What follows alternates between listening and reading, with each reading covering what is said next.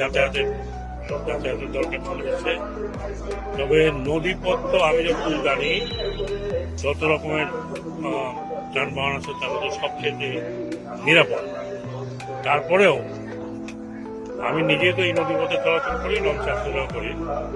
আমি যেটা বারবার লক্ষ্য করেছি যে এরা অন্ধকারের মধ্যে তারা লাইটটা চালায় না। এই ঘটনাটা কেন ঘটেছে, কিভাবে ঘটেছে, সেটার জন্য অলরেডি মন্ত্রণালয় থেকে ৮ সদস্যের একটা কমিটি করা হয়েছে, সেখানে সব এক্সপার্টদের রাখা হয়েছে। ইতিমধ্যেই আমরা এই লঞ্চ এবং যে আরেকটি লঞ্চ দুর্ঘটনা কবলিত দুটি লঞ্চেরই যারা যারা এখানে দায়িত্বে ছিল তাদেরকে অ্যারেস্ট করার জন্য বলা হয়েছে।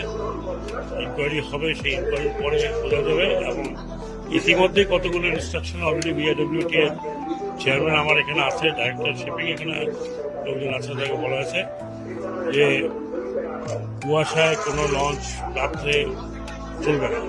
যতক্ষণ পর্যন্ত ভিজিবিলিটি ভালো না হয় ততক্ষণ পর্যন্ত তারা ছাড়বে না, এবং যেখানে তারা দাঁড়াবে সম্পূর্ণ লাইট জ্বালায় দাঁড়াতে হবে। বাল্কহেড এই মৌসুমে সকাল ৮টার আগে কোনো বাল্কহেড যদি চলাচল করে তাকে অ্যারেস্ট করার কথা বলা হয়েছে। নৌ পুলিশ এখানে আছেন, সবাই এখানে, সব রিপ্রেজেন্টেটিভ এখানে আছে।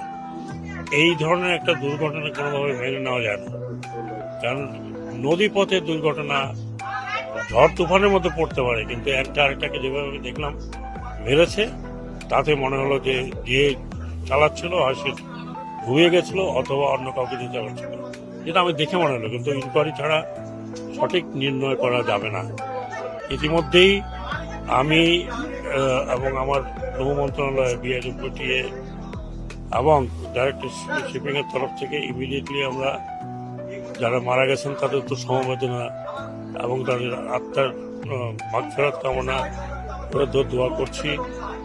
কিন্তু সেই সাথে ১.৫ লাখ টাকা করে যারা যারা মারা গেছেন তাদেরকে পরিবারকে দাফনের জন্য, কবরের জন্য, ট্রান্সপোর্টেশনের জন্য যা লাগে আপাতত ১.৫ লাখ টাকা করে আমরা আমাদের মন্ত্রণালয় থেকে সরকার পক্ষ থেকে দিচ্ছি, এবং ডাইরেক্টর শিপিং এর তরফ থেকে ৫০,০০০ করে যারা আহত হয়েছে, যাদের চিকিৎসা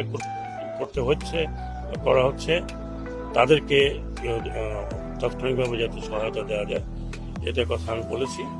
আর একই সাথে মালিকদের পক্ষ থেকে যা যা কম্পেনসেশন দেওয়ার কথা সেটা যাতে দেওয়া যায়, সেটা মালিকদেরকে আমি ডাকতে বলেছি।